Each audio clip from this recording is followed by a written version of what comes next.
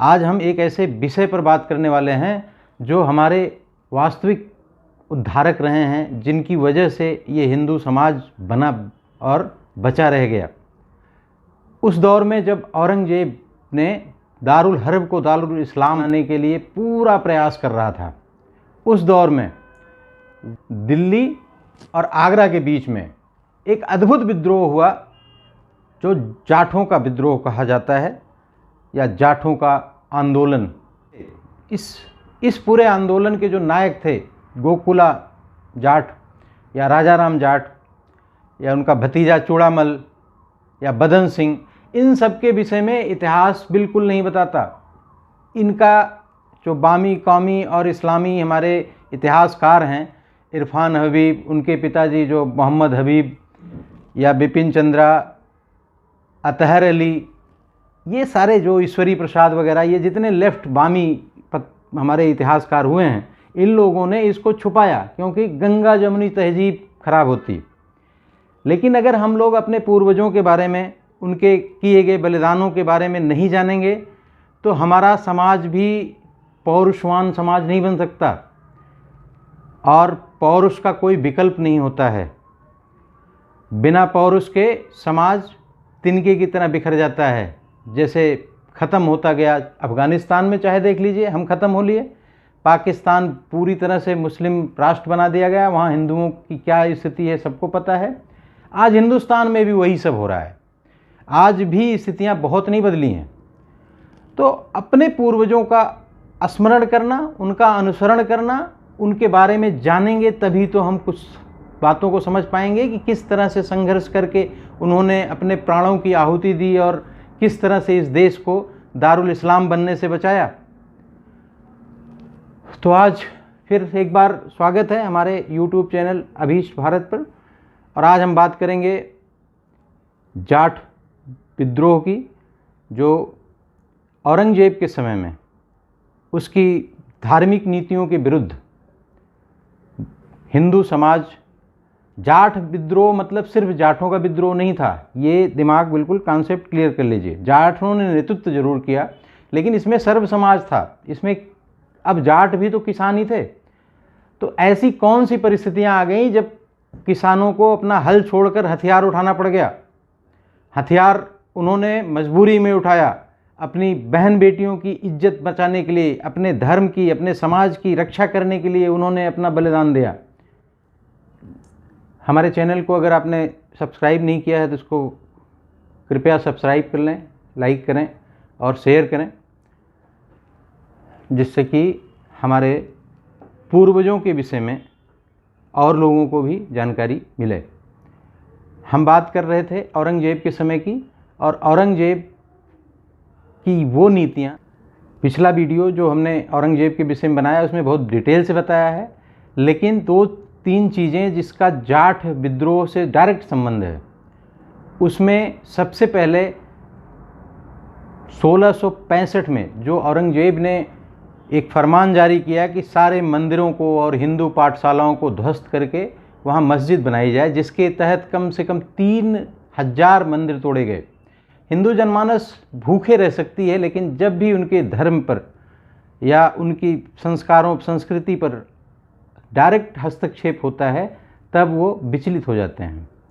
औरंगजेब ने ये गलती की, इससे पहले किसी की हिम्मत नहीं हुई थी। किलों में कैद रहते थे, अपने लश्कर के साथ निकला करते थे, एक डर का भाव था उनके अंदर। आपको ये भी पता होगा कि दिल्ली में दिन डूबने के पहले इनके किलों के दरवाजे बंद कर लिए जाते थे, क्योंकि इतना ये मेवात का क्षेत्र इतना हिंदू बाहुल्य और वीरों की भूमि रही है, जहाँ पे जाटों ने और बहुत सारे किसानों ने, आप इसी समय औरंगजेब के समय भी देखेंगे कि एक सतनामी विद्रोह भी हुआ था, जिसमें बहुत छोटे छोटे गरीब लोहार, धोबी, ये ऐसे लोगों का एक संगठन बना के इन्होंने ज़बरदस्त विद्रोह किया था। उसी तरह से जाटों ने भी विद्रोह किया, क्योंकि जब मंदिर तोड़े जाने लगे तो आप जानते हैं कि उस समय काशी विश्वनाथ का मंदिर तोड़ दिया गया, गोपीनाथ का मंदिर तोड़ दिया गया। मथुरा में जहाँ जाटों का गढ़ है वहाँ केशव राव का मंदिर तोड़ दिया गया। केशव राव के मंदिर की बड़ी मान्यता थी, वो वीर सिंह बुंदेला ने जहांगीर के समय बनवाया था। वीर सिंह बुंदेला वही जो अबुल फजल की हत्या किया था जहांगीर के कहने पे, और जहांगीर ने उसको बहुत सम्मान दिया अपने शासनकाल में। उस समय उन्होंने एक केशवराव मंदिर बनवाया, जिसको तोड़ दिया गया जब वहाँ के महंतों ने गर्भगृह के पवित्र प्रतिमा को लेकर जब निकले तो इसी क्षेत्र से निकले थे।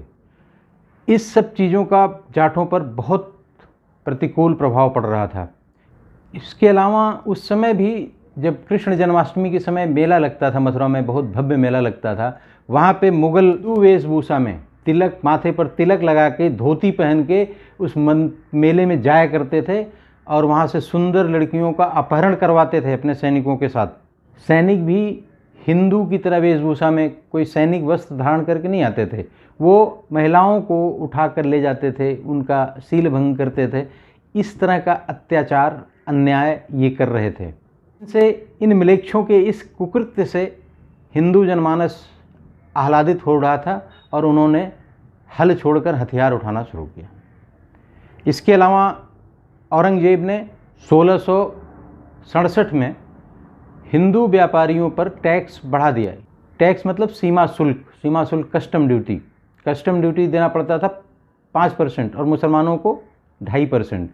हिंदुओं का सीमा शुल्क, कस्टम ड्यूटी बढ़ाकर 10% कर दिया गया और मुसलमानों को पूरी तरह से माफ़ कर दिया गया, 2.5% भी नहीं लिया जाएगा। ये तरीके थे दारुल इस्लाम बनाने के। इसके अलावा 1671 में कर दिया कि राजस्व विभाग में कोई भी हिंदू अधिकारी नहीं होगा।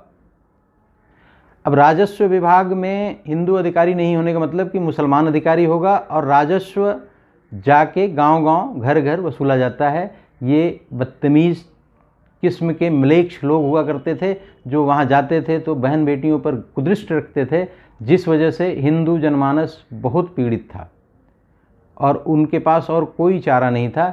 उन्होंने अपने शौर्य का परिचय दिया और इनके विरुद्ध हथियार उठाया। हथियार उठाने की घटना 1669 में शुरू हुई, जब गोकुला जाट के नेतृत्व में, तिलपत के बड़े काश्तकार थे, जमींदार टाइप के थे, उनके नेतृत्व में हुआ। उसमें हुआ बहुत छोटी घटना से प्रारंभ हुआ था। अब्दुल नबी सूबेदार था मथुरा का, उसने महिला को अगवा करके उसका शील भंग किया, जिससे गोकुला के नेतृत्व में सारे हिंदू लोगों ने, ये वामपंथी हमें ज़बरदस्ती रटाते हैं कि सिर्फ जाट हुआ करते थे, सारे हिंदू जनमानस जाटों के साथ और भी लोग उसमें सम्मिलित थे। वहाँ के यादव, वहाँ के क्षत्रिय, वहाँ के वैश्य, वहाँ के सब शूद्र, सब लोग मिलके, ये बेसिकली औरंगजेब का जिहाद था, उसके विरुद्ध आंदोलन था। नेतृत्व गोकुला कर रहे थे और उन्होंने बैलगाड़ियों में बैठकर किसी तरह से वहाँ छुप कर पहुँचे और बहुत छोटे से, बहुत कम लोगों की संख्या में जाके अब्दुल नबी जो सूबेदार था मथुरा का, उसकी हत्या कर दी और इससे गोकुला की ख्याति बहुत बढ़ गई। इसको औरंगजेब ने चैलेंज माना और मुगल सेना का नेतृत्व स्वयं किया। पाल सेना के साथ मथुरा की तरफ आया और गोकुला की सेना खुले मैदान में, मुश्किल से 20,000 की गोकुला की सेना और 90, कोई इतिहासकार 90 बताता है, या समकालीन इतिहासकार भी उस समय के यही बताते हैं कि 20,000 और 90,000 की सेना। लेकिन बहुत बहादुरी से गोकुला के नेतृत्व में जाटों ने इस युद्ध को लड़ा। बताते हैं कि 5,000 से ज़्यादा मुगलों को काट डाला, 4,000 के करीब जाट मारे गए। दुर्भाग्यवश गोकुला और उसके परिवार को बंदी बना लिया गया। ये जो युद्ध हुआ गोकुला के विरुद्ध औरंगजेब का, इसमें सिर्फ हारने का मुख्य कारण तोप खाना था, क्योंकि ये किसान लोग थे, इनके पास उसने हथियार नहीं थे और हथियारों के बिना युद्ध नहीं होता, खास करके मुगल जैसी सेना से, क्योंकि उनके पास तो तोपें होती हैं बहुत बड़ी बड़ी। अंततः गोकुला अपने परिवार के साथ कैद कर लिया गया। गोकुला को इस्लाम धर्म स्वीकार कराने के लिए तरह तरह की यातनाएं दी गई। उससे कहा गया कि तुम इस्लाम स्वीकार कर लो, तुम्हें वहाँ का सूबेदार बना दिया जाएगा, तुम्हें पद दिया जाएगा, बहुत तरह तरह की लालच दी गई। फिर उसे शारीरिक रूप से प्रताड़ित किया गया, उसके अंग अंग को काट कर टुकड़ों में बाजार में लटका दिया गया। उसकी एक बेटी की शादी उसने एक मुसलमान से करवा दी औरंगजेब ने, अपने अधिकारी से। उसके एक बेटे की हत्या कर दी क्योंकि वो इस्लाम नहीं स्वीकार कर रहा था, और दूसरे बेटे को इस्लाम धर्म स्वीकार करवाया। तो मुस्लिम, आज वो मुस्लिम होंगे, उनके ख़ानदान के लोग मुस्लिम होंगे, लेकिन उनको भी जानना चाहिए, मुसलमानों को भी, कि उनको किस तरह से मुसलमान बनाया गया, उनके पूर्वजों को किस तरह से प्रताड़ित करके मुसलमान बनाया गया। लेकिन जाटों का आंदोलन गोकुला के बाद रुका नहीं। गोकुला के बाद राजाराम ने नेतृत्व संभाला जाटों का। सिंसिना उनका क्षेत्र था, सिंसिना के जमींदार थे, उनके नेतृत्व में फिर जाट एक बार एकत्रित हुए 1680 में। वो भी घटना ऐसी ही थी जब लाल बेग करके एक दरोगा था, माऊ या आऊ करके एक जगह है, सिंसिनी से 3 मील दूरी पे होगी जगह ये। लाल बेग जो दरोगा था वो अय्याश किस्म का था। उसने जो है एक यादव अहीर अपनी नवविवाहिता पत्नी के साथ जा रहा था, कहीं प्याऊ पे रुका, तो लाल बेग के सिपाहियों ने जाके बताया कि बहुत सुंदर स्त्री जा रही है। यह सुनते ही लाल बेग उठाने का आदेश दे दिया और उनको, पति पत्नी को, दोनों को उठाकर ले आया गया थाने में। लाल बेग ने उसके पति को मार पीट कर भगा दिया और उसकी पत्नी को अपने पास रख लिया। और ये बात जब गांव में फैली तो राजाराम के नेतृत्व में जाटों ने और सारे लोग, वहाँ के योद्धा, जो हिंदू जनमानस था, वो दुखी था। इन सब, ये बहुत कॉमन सी चीज़ हुआ करती थी उस ज़माने में। इस तरह के ये म्लेच्छों का ऐसा काम था जो हिंदू समाज बिल्कुल नहीं बर्दाश्त कर पाता था, और इसी वजह से इतने बड़े बलिदान के लिए लोग तैयार हो गए कि हम अपनी बहन बेटियों, अपने धर्म, अपने समाज, अपने लोगों की रक्षा करने के लिए तो हैं, है क्या हमारे पास। लाल बेग की इस दुष्कृत्य को हिंदू समाज नहीं बर्दाश्त कर सका। गोकुला राजाराम जाट के नेतृत्व में जाटों ने, पूरा हिंदू समाज वहाँ पे आया और उस पर धावा बोल दिया थाने पे, और लाल बेग की हत्या कर दी, और इस तरह से एक आंदोलन शुरू हो गया।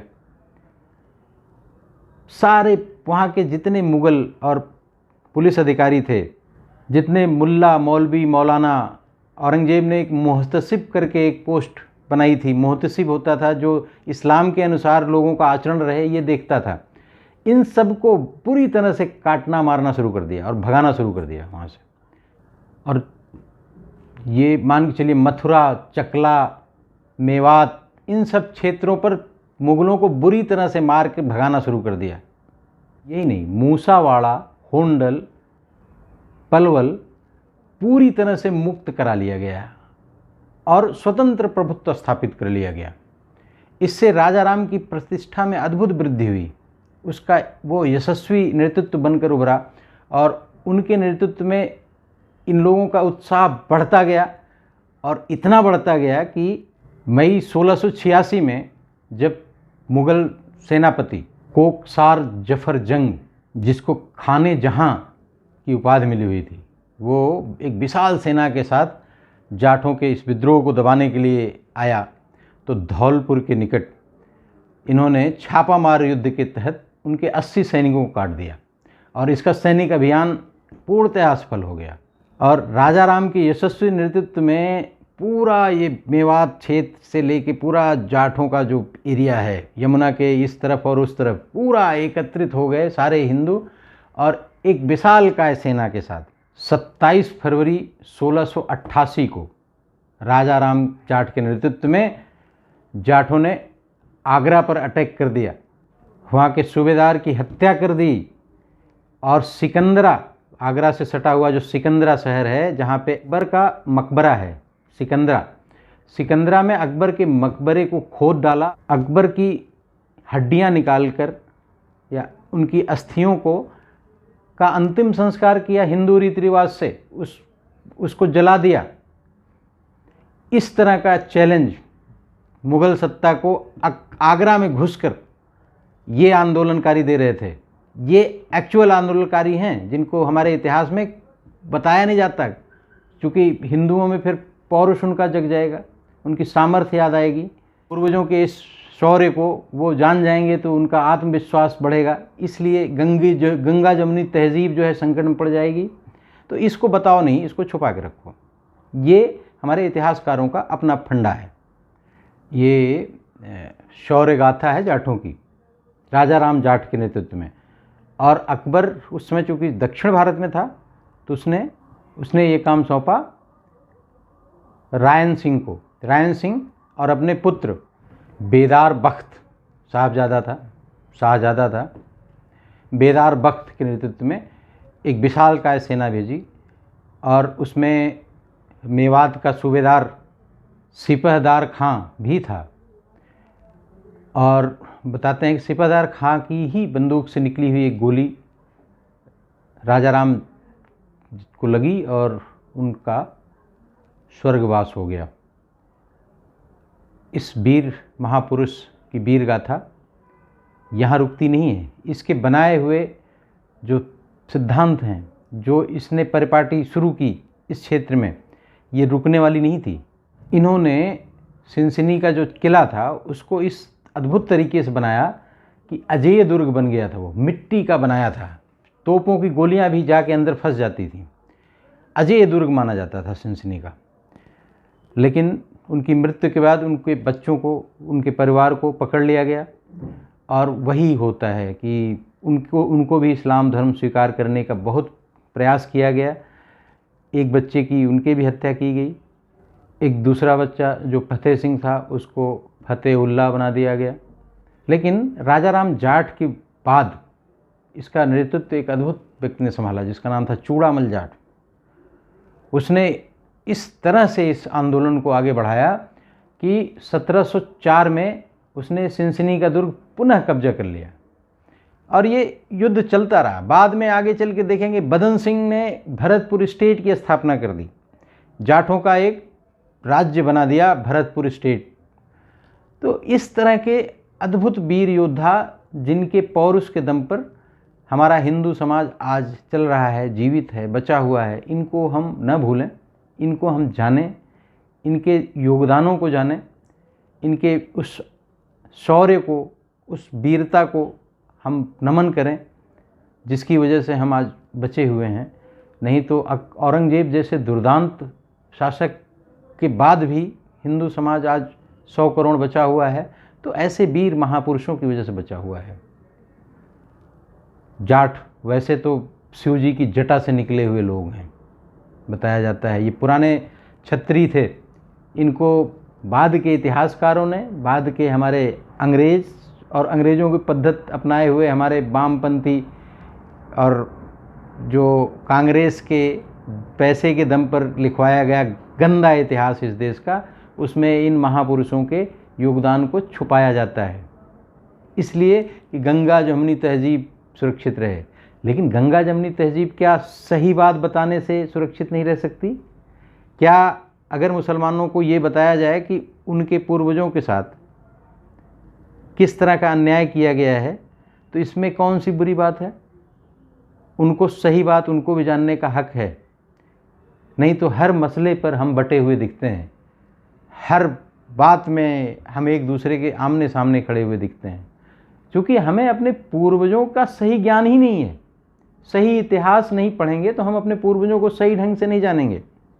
इन अपने अद्भुत महान वीर गोकुला, राजा राम, चूड़ामल जाट, बदन सिंह, इन सबको श्रद्धांजलि सुमन अर्पित करते हुए मैं आज की वीडियो यहीं समाप्त करता हूं। आगे फिर किसी एपिसोड में मिलेंगे। तब तक हमारी वीडियो पसंद आई हो तो इसको लाइक और सब्सक्राइब अवश्य कर लें। धन्यवाद। वंदे मातरम। जय हिंद।